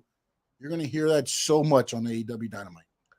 The last two things for tomorrow's show is going to be the Darby Allin, Sting, Orange Cassidy, and Keith Lee all teaming up. So you got Sting showing up on the show, wrestling. Again, they went all out on this. They pulled out all your stops. And then you got Swerve's group out there who's going to be contending against them. So and then you got obviously the Sammy Guevara who's going to be saying something. I guess I don't know if did you see online there was like a little he's having a baby. Yeah, no, it was funny. I think Tay Conti. She went ahead and she was doing like a squat. She posted it earlier today. She was doing like a squat. Oh, I didn't see that today. No. Okay, so she was doing like a squat in the back, and she was showing like her back end, and then all of a sudden it says when guys are looking, and then all of a sudden she turns around, and then you see the belly. Her belly's already big, so it's like, and then they realize you're taken. It's kind of like what she had mentioned on there. So it was a really cool thing that she kind of did for the people who follow her. So I wonder what angle they're gonna use Sammy. I wonder what feud are they gonna do. They need to do something with those guys to keep them hot. They do, because I mean the Pillars match brought I'm them. almost upset that Darby's back in with Sting in them real quick again. I I just wi- feel like it kind of puts them down. And like even with Jungle Boy with Hook, like you had the 4 Pillars match, they delivered in that match, and now it's just like, oh, you're going back to Hook. Hey, you're back with Sting. Like, I think you could have done and elevated them more. And I get it. There's only so much space, and I get all that stuff. But to me, I didn't think that match was going to be. I thought it was going to be a good match just because they're all very, very talented. Mm-hmm. But to me, they took a step forward to showing that they could be possibly few months down the road ready for maybe that spot. And now you want them back to the Wolves. I think where they missed it with Jungle Boy was what you were saying, that they were gonna do an angle where they were gonna turn them heel. I think that would have worked perfectly, because then now all of a sudden now I you still got. think they're going with it. I still think they're going with Yeah, it. but if they are, then they messed it up. Did you watch him with Hook? He had the chair in his hand. Hook turned his back to go up to the ring, and he looked, but then he threw the chair down. So maybe again, I'm not saying it's the right. Tap too late, a little bit too long. Yeah. But again, I feel like now when they because again, I think they listen to a lot about what fans say, and I've talked to other like diehard AEW guys. They don't watch WWE. They have said the same thing, to where they said the storytelling has kind of fell off. Yeah, and I think maybe they're hearing that now, and now they're trying to force it. Whereas Jungle Boy could have hit Hook with the chair and just blown him, I think, up. Just said, boom, you go from here. They should have done it right away. Here now with one chair shot. And I think they held off on it to try to make it more to where now, because I think it's going to be Hook against Jungle Boy. I think they're going to make a feud out of them too. Which would be I think Jungle Boy will be the first person to beat Hook. Oh, absolutely. But what but like what you said is that they kind of held back, and I'm like, why, man? You got, like you said, you got momentum with this guy. Yeah. Push him. Like, just don't go back to the next show. The whole storytelling. Like now he thought about it, but again, Jungle Boy still has, it hasn't hit him yet. The whole thing with, like, to me, I think the change should have really occurred during the whole Christian Cage thing. Like from that point on, he never should have went back to Jungle Boy. When somebody called him Jungle Boy, he should have been like, it's Jack Perry. Because it should have changed him. Because at that point, he went dark against Christian Cage. You know what I'm saying? Like that, you could play it out where you don't come back from that. And then now you've slowly built it to where now, boom, now he takes out Hook. And you've built it from that whole time up. Now I feel like they're trying to force it to be more of a story. That's what I don't like about AEW. That sometimes they try to force certain things that just makes no sense. Because they listen to what people say, a little bit too much. Yeah. And then they take the wrong thing. I think they take the right step, but with the wrong story. I guess is the right thing to say. Yeah. All right, man. Well, I know we gotta kind of cut a little bit. Yeah, we'll be on here in about an hour or so. Yeah. But we want to thank everybody that's been on. Performer of the Week. Sorry, Performer of the Week. Yeah. So my Performer of the Week does not come from the wrestling show. It's more of I think he's a true champion, and that's Bernie, the mascot of the Miami Heat. He got destroyed by Conor McGregor during the NBA playoffs during the finals, and he took two shots to the head, pretty nasty, by Conor McGregor. And man, what a champion! He was taken to the hospital. I think he probably had a concussion, and but hey, he was back on it. He was there. He's up, and he was good to go. So my Performer of the Week is definitely him. He deserves kudos for taking those shots from Conor McGregor, and it kind of sucks, but I kind of have to admit it. We mentioned a couple of shows back that I said maybe Conor McGregor would be a good idea to bring him to WWE. I'm starting to regret that. I'm starting to regret that. You know how many times today you said, "Hey, you said this before." You said this before. You've never said that before in this show. I mean, by the way, it's 3-1 now. It looks like we're gonna have back-to-back long nights. And my Performer of the Week goes to, thank you, the greatest coach, Chad Gable. That was I good. really like what they're doing with the Alpha Academy. Yeah. I just like the whole entertaining part where just little things where, Becky Lynch leaves KO and Sammy talking to them and is walking to the ring, and it's Maxine trying to do an arm drag on Otis, and she's looking like, what the hell's going on? And Chad Gable's doing the little thing, and then they come out for the match. Man, I love that stuff. I love being entertained, man.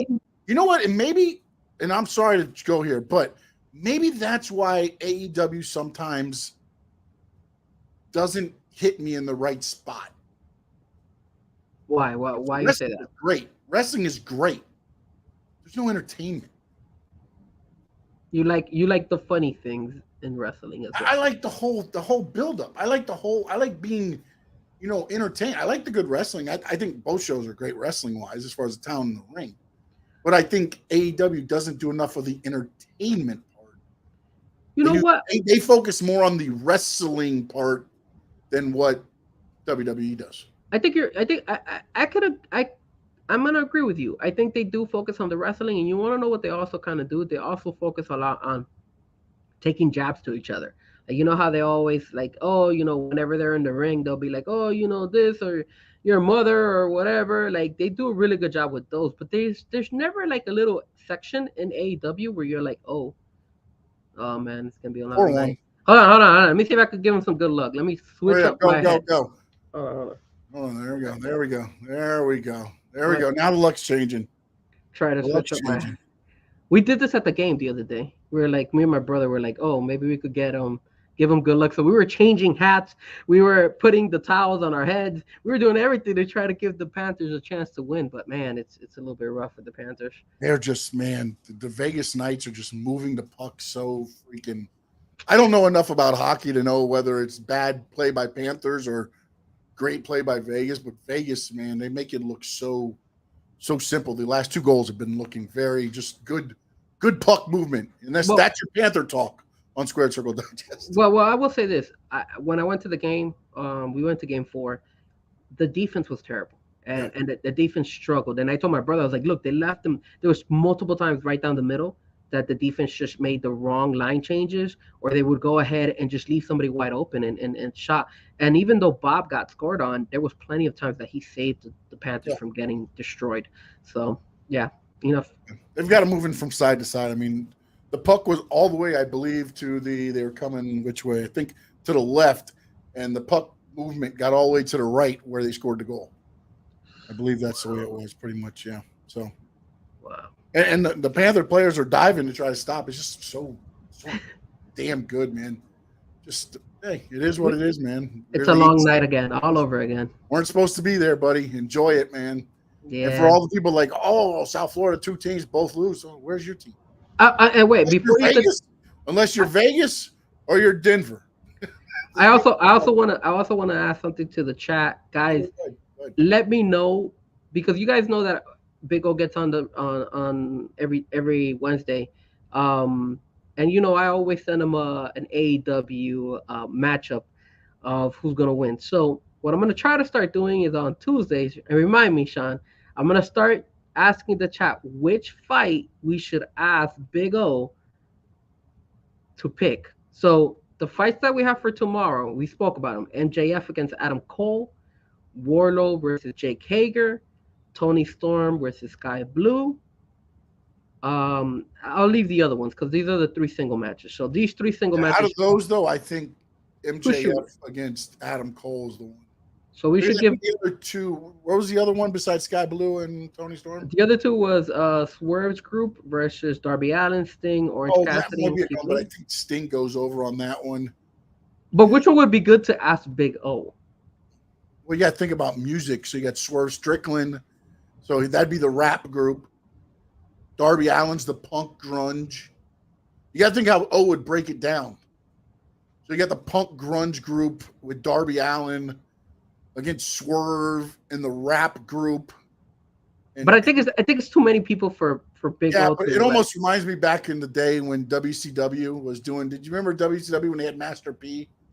And those guys and Kurt Hennig and Barry Windham and Kendall Windham, and they were the something rednecks, and they're like Rap is crap. That was a song they sung to the ring. Kurt Hennig used to sing "Rap is crap" to the ring. That's what I thought of as I was saying. Let's just swerve. We should let me know, guys, if you follow me on social media or on the So chat. you got Sky Blue against Tony Storm. That might be a good one because you probably figure out like, okay, so it's raining, so there's a storm. Oh, but the sky is blue. I mean, come on, what do you go with? We could question him on that one. Because now it's a storm or is the sky blue? What is it?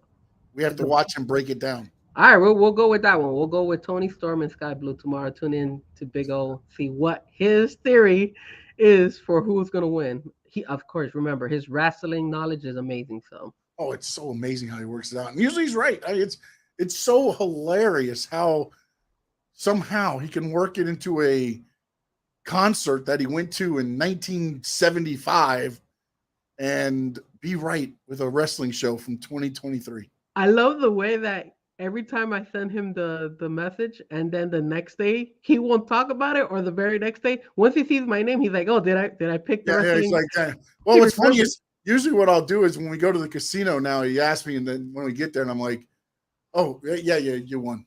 Or you lost. And then he'll wait, I think, till you come on, and then he's like, "Hey, did I win or lose?" I told him he's in a slump. He was in a slump. That's awesome. I love it. But yeah, man. Yep. Go ahead. Any parting thoughts? No, pretty much everybody. Thank you so much for tuning in. Thank you again to Nelio. He was our special guest today. And guys, don't forget to go check out all the CCW events. Hold on. Let me see if I could say this correctly. How do you say is the show? Help me here. Kumate. I think I said it right. Yeah. Kumate show. Happening on June 17th. Hopefully we could go check it out. Can we? Are we gonna go? Are we going? Yeah, that's the plan. That's the plan for us to be there. We're gonna get there a little bit earlier. I don't know. We're gonna stick around for the whole show. We're gonna do some content stuff. Yeah. So if you guys are gonna be around the area, let me know. I am trying to plan to go to either the Monday Night Raw. I think it's going to be either in Tampa or in Orlando. I'm not sure exactly. I'm trying to see if I could go to one of those shows as well for Monday night. And obviously the house show that's going to happen here in around Coral Gables. I'm going to be going to that. Hopefully Sean could come with me as well. So if you guys do decide to go to any of these shows, please hit us up. We'll be more than happy. I always have my camera ready, my microphone ready, so we could probably interview you guys if some of you guys are not too shy. Believe me, I'm shy. Like, although I'm on the show, I've been getting better with the mic here and there. I remember I gave Sean some interviews back then, and I was like, so I want to see how I've improved. If I need Sean. I thought you improved from the first interview to the last. You did good job. You improved just there. Kind of like the delivery, because the first one you're kind of robotic a little bit, and then by the end, the little kid, you were great, man. Maybe because the little kid didn't, stretch you out or something. I don't know. Maybe it was that. Maybe you want to know why? It's because the kid was such an AEW fan. And remember, in the first, I know you guys didn't watch it, but the first interview, those guys were like WWE fans, so they threw me off. WWE already threw me off. So. Oh yeah, WWE, they throw everybody off. But shout out to everybody in the chat. And again, don't forget to follow both Sean and myself. Our tags are right there on the screen. That's everything. Instagram, and hit the like. And then also you can, if you can, go to my YouTube channel also. Sports Talk with Sean Stanley. Give me a subscribe. Thanks. Let's go Panthers. I'm taking off my hat. Junior, official DJ Mimo, Nicholas, B. McD, Karen Joseph, no doubt. Big Nick. I think I said Karen Joseph already. DJ Mimo, Cat for Life, Josh. Did we miss anybody? I'm trying to make sure. Karoon. I missed Karoon was in there. Oh, he was? He said, is Roman out all the time because of his previous ailments? Poor guy dealt with leukemia twice, if I remember correctly. No, he's out because he earned the right to the contract he signed.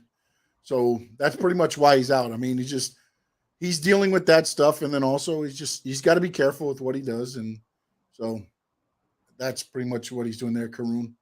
Cat for Life. Let's see. Make sure I didn't miss anybody. Other things. Chad was there. Silverado Man 61. Chad, appreciate you. I'm so glad Cat for Life don't yell at me anymore. It used to be all caps. There it is. Gentlemen. Terry, Tua Time. Tua Time actually said, not only is Dom the top heel in WWE, I think he may have the most heat in world of wrestling. MJF is a heel, but people like him. People don't like Dom. That's the difference. It's big. That's why you got to push him for a belt. Yeah. So Terry said, Sean, looks like Finn Balor is going to leave Judgment Day. What do you think? I think Finn Balor becomes Judgment Day. I think everybody else gets out of Judgment Day. I think that's where it's heading. Who do you think is going to win Money in the Bank? The one thing that hasn't happened yet is you haven't seen Demon Finn Balor yet. Demon Finn could end up being Judgment Day. Daniel Barry Sports Highlights. Terry, Bromar Smelly, my dad, Tua Time. That's it. I had to go. Memo saying I look a little bit like Stone Cold Steve Frankie here. What's going on here, bro? Just because I have no hair? I told Sean. Oh my goodness, this is so embarrassing. I told Sean we should both do the show bald. And that's the bottom line. Look at the resemblance, guys. Oh my god, I gotta put my hat back on. No, just at 5'1". Oh, so you took it off and they scored. It's your fault. It's because you took off your hat. Nick D said, whoa. I know, right? That was too much. I even got freaked out. I was like, yo, let me put my hat back on. That kind of scared me. That was too much for our fans. I look like two boobs sitting on the TV. Oh my god, I didn't want to say it. I did not want to say it. I mean, imagine if somebody like touching the screen, be like, yeah. Yeah, look at that. Little motorboat for you. Jesus Christ, that was pretty Until next Tuesday, 8 p.m., we're back here. He's Frankie Frezko. I'm Sean Stanley. So long. Well, actually, hold on. I forgot I must have messed up. In the words of the great Gordon Soley, so long from the sun, shine, state.